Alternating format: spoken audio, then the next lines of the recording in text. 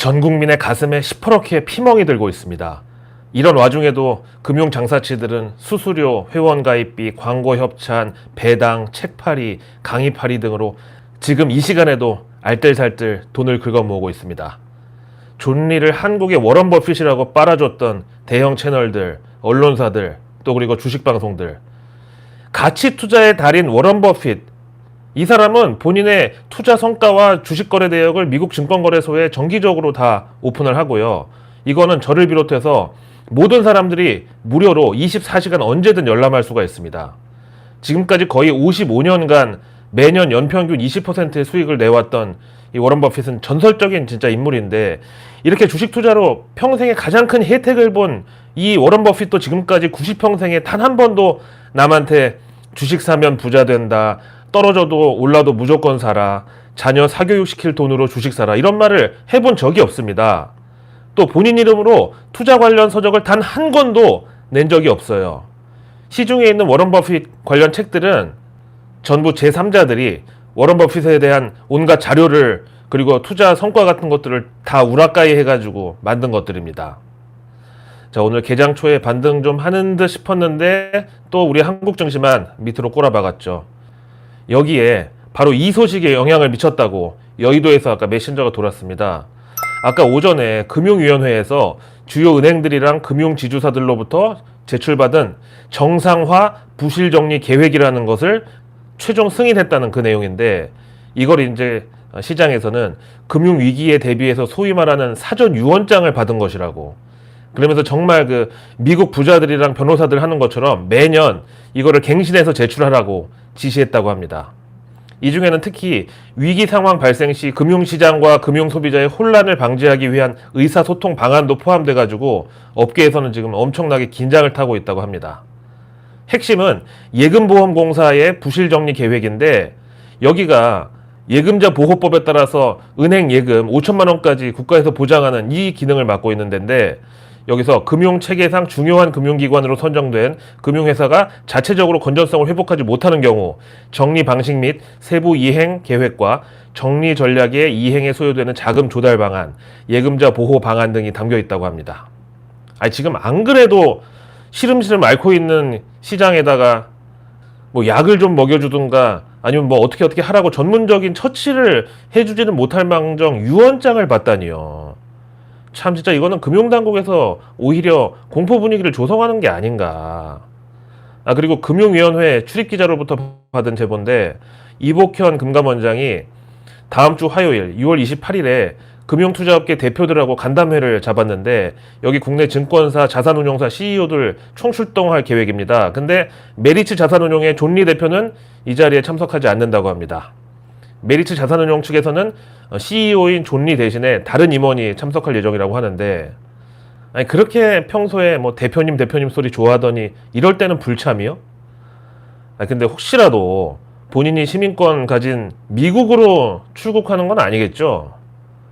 진짜 저보다 이 검사 출신 금감원장께서 이런 건 더 잘 아실 테니까 제발 우리 모두가 진짜 엄청나게 속 터지는 그런 일이 절대 일어나지 않도록 좀 부탁드립니다. 거기다가 존리 영상 제가 올리고 나서 진짜 여기저기서 제보도 많이 오고, 뭐 반면에 불필요한 댓글도 급증을 하고 있는데, 무슨 부자 언니인지 강부자 언니인지 하여튼 거기서 단체로 와가지고 썸네일을 바꾸라고, 안 그러면 가만 안 있을 거라고 막 폭탄 같은 댓글들을 막 수십 개씩 달고 있어요.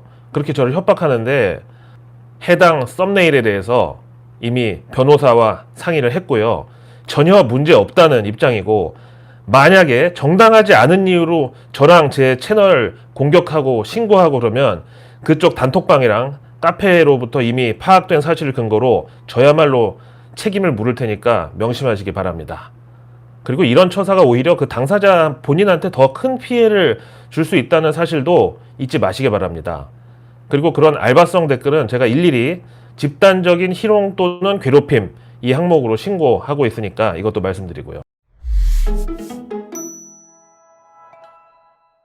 자, 일단 우리 증시 바닥은 어디인지 사실 아직도 모르는데, 지금 여전히 20조에 달하는 신용미수, 그러니까 주식담보대출, 이게 최소한 18조 정도까지, 그러니까 2조는 더 반대매매 터져서 청산이 돼야 바닥이라는 그 섬뜩한 견해들도 있습니다. 이렇게 말하면 또 외국인 기관 그리고 세력들이 개인들 신용미수 물량 털어먹으려고 그러는 거 아니냐 말씀하실 수 있는데, 그게 아니라 우리가 지난 몇 년 동안 뭐 공매도에 대해서는 워낙에 다들 많이 듣고 또 알아보고 해서 잘 알고들 계실 텐데, 이 신용미수가 쉽게 얘기해서 공매도의 반대인 공매수란 말이에요. 그러니까 지금 수중에 없는 미래의 돈을 끌어다가 이제 주식을 매수했다는 소리인데, 그럼 여기서 수익을 내고 나가려면은 이 물량을 누군가가 사줘야 되는데, 이걸 대체 누가 혹은 어떤 자금이 받아줄 거냐고요. 늘 얘기하지만 주식시장에서 돈 버는 데는 실적, 뭐 신사업, M&A, 계약 공시 그딴 거 다 소용없습니다. 무조건 수급이 우선이라고. 쉽게 말해서 주식이라는 거는 팔 놈이 없으면 올라가고 또 반대로 살 놈이 없으면 또 내려가는 게 이치인데, 지금 신용미수가 강제청산 말고는 전혀 줄어들지 않고 있다는 게 바로 현재 시점에서는 살 놈이 없다는 얘기잖아요. 거기다가 지금 정말 시장에는 긴축이라는 채찍질이 난무하는 매우 혹독한 금리 인상기여가지고 이 주식담보대출 이자도 부담이 점점 더 커지는데, 그러면서 업계에서는 한국 증시 바닥이 신용미수 뭐 18조 지금 얘기하는데, 사실 18조도 과거 신용미수 수준을 보면은 무지막지하게 높은 수준이고요. 역사적 평균이 6조대인데 18조면 이거 3배잖아요. 그래서 저 개인적으로는 한 10조대 정도까지는 신용미수가 줄어야 바닥이라고 생각하고, 그러면 지수는 뭐 큰 의미는 없겠지만 코스피 2000, 코스닥 한 600 초반, 500 후반 정도 될 것으로. 제가 겪어본 한국 증시는 정말 거의 냉온탕 그 자체라서 항상 극심한 변동성 장세의 끝에는 오버슈팅 아니면 언더슈팅 둘 중 하나로 끝이 났습니다. 오버슈팅이 작년 코스피 3302.84포인트 이거였다면 이번에는 언더슈팅으로 번지점프할 타이밍이 될 수 있다는 거죠. 제롬 파월 연준 의장도 지난 코로나 폭락 직전에 갖고 있던 주식 500만 달러어치, 우리 돈으로 65억 원어치 전부 다 팔아버렸잖아요. 이 제롬 파월이 변호사 출신이지만 주로 월가 IB에 근무하면서 평생 금융인으로 살아온 사람인데, 이 사람이야말로 바이온 딥, 저가 매수, 가치 투자 왜 모르겠냐고요. 근데 일단 연준 의장도 소나기는 피하고 보자는데 왜 자꾸 약팔이들은 위기가 기회네 자꾸 그런 소리 하냐고요. 아무튼 또 다른 한국 증시 바닥 모멘텀으로는 카카오, 카카오뱅크, 카카오페이, 이게 이제 코스피 3대 악의 트라이앵글이라고 하는데, 이 카카오 삼형제가 코스피 200에서 퇴출되면 그때가 바닥이라는 주장도 있습니다. 저기 묶인 돈들이 워낙에 많아가지고 이거 어떻게든 수술해가지고 도려내지 않으면 결국 다 같이 정말 물에 젖은 휴지 된다고. 물 조금 처음에 스며들었을 때 빨리 곽티슈에서 젖은 부분만 따로 뽑아가지고 빼놔야지, 안 그러면 휴지 한 통 다 젖어가지고 못 쓰게 된다고. 그 다음 이제 이번 그 쓰나미의 진앙지 미국에서 조금 안정화될 실마리가 보이고 있는데, 그게 바로 미국 국채금리요. 지난 6월 FOMC 그 전후만 해도 이제 0.75%포인트, 그러니까 자이언트 스텝 금리 인상이 거의 기본이 됐다고. 그래서 미 국채 금리가 또 수직 상승을 했었는데, 이게 요즘 경기 침체 우려에 반응하면서 다시 반락을 하고 있다고. 그래서 채권 시장에서는 미 국채 금리가 일찌감치 고점을 찍고 꺾이는 조짐이 보이면은 이게 다 인플레이션부터 연준 금리 인상 지금 쫓기는 상황까지 다 개선해줄 매우 좋은 시그널로 인식하고 있습니다. 그 다음 연준을 뒤에서 조종하는 듯한 그 CPI, 소비자 물가의 경우는 지금 전혀 피크가 아니고 8월에 9% 정도 찍고 나서야 꺾이기 시작할 것으로 보는데, 이 시나리오대로 하면은 연준이 9월까지는 어쨌든 자이언트 스텝 금리 인상을 멈출 수가 없다는 것 같고, 대신에 미 국채 금리의 경우는 6월 FOMC 때 일찌감치 선반영된 다음에 한번 그렇게 팍 슈팅을 하고 A자로 이제 반락하는 중에 있으니까 다시 하향 안정화 될 수 있다는 게 희망적인 시나리오입니다. 자, 이제 남은 게 다음 주 목요일 30일 날 미국 개인 소비 지출 나올 때 PCE 인플레이션, 그리고 바로 7월달 들어가면은 7월 4일 독립기념일 연휴 때 뭐 작년 대비 4인 가족 외식비가 몇 퍼센트 올랐고 이런 거 일단 미국은 쉬는 동안에 우리 증시에서 온몸으로 다 맞고 흡수하고, 그 다음 바로 7월 8일에 비농업 고용, 그리고 미국 실업률 나오고, 그 다음 주 목요일 7월 14일 날 또 이제 CPI 소비자 물가지수 나오고, 이게 이제 6월분인데 뭐 이렇게 계속 하여튼 또 지뢰밭이 앞에 깔려 있습니다. 런하 반갑습니다. 글로벌 IB들의 현 상황에 대한 판단은 어떤지 런던에 나가 있는 고라니 특파원 통해서 알아보겠습니다. 근데 정말 이름이 고씨에다가 라니인분, 고라니이분 있지 않을까요? 진짜 개명 신청한 분들 명단 보고 저는 깜놀한 적이 있는데 부모님이 정말 너무 그 자식 이름에다가 드립 욕구를 막 충족시킨 게 아닌지. 김씨인데 이름 샌다 해가지고 김샌다씨, 그리고 하씨인데 이름 지마로 붙여가지고 하지마, 그리고 권씨에다가 이름 태기로 지어가지고 권태기 이런 이름도 있고, 그 다음에 강씨인데 이름을 도야 붙여가지고 강도야도 있고. 참 아무튼 간에 글로벌 IB들의 하우스 뷰를 보겠다고 했는데, 먼저 황금알을 낳는 거위 뱃속에 금이 가득 들었다. 근데 그 거위를 절에서 스님이 키운다고. 골드, 만삭, 스. 여기는 최근 10만전자를 1년 만에 철회했던, 우리 삼성전자에 대해서 그래도 여전히 매수 의견, 그리고 목표가는 9만 원으로 조금 낮췄던 그 소식을 제가 바로 어제 전해드렸는데, 아무튼 골드만삭스가 연준은 만약에 금리 인상기 중간에 경기 침체가 와도 인플레이션 하나만 보고 긴축 통화 정책을 밀어붙일 것이라고 경고를 했습니다. 그러면서 미국의 내년 경기 침체 확률을 기존 15%에서 2배, 30%로 올렸습니다. 다음 도이체방크는 현재 글로벌 금융시장의 환경이 인플레이션 압력 확대, 공격적 통화 긴축, 공급망 교란, 그야말로 퍼펙트 스톰이 북상 중인 그런 상황이고, 이 퍼펙트 스톰이 강타하고 나면은 결국 경기 침체에 진입할 위험이 높다고.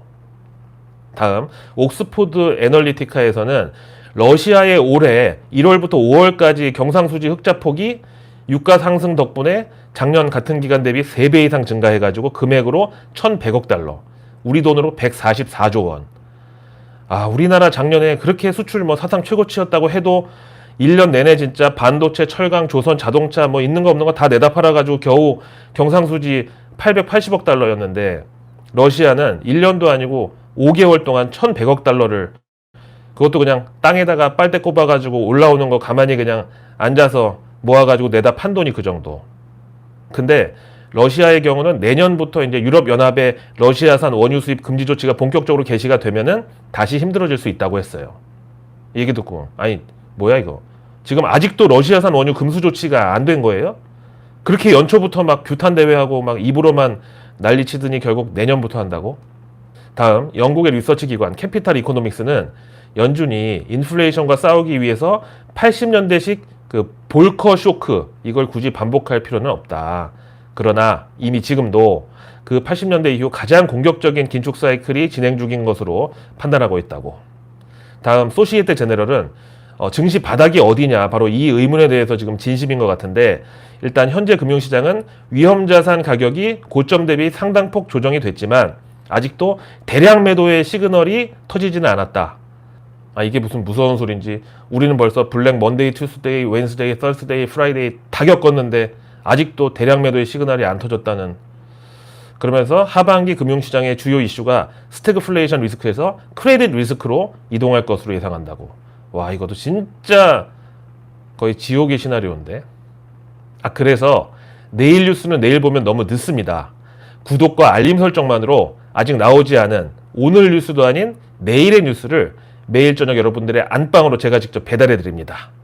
내일 벌써 한 주의 마지막이자 6월의 마지막 금요일 6월 24일인데요. 먼저 정부 일정은 중앙재난안전대책본부회의, 중대본회의가 또 열립니다. 원숭이 두창 확산세를 지금 당국에서 예의 주시하고 있습니다.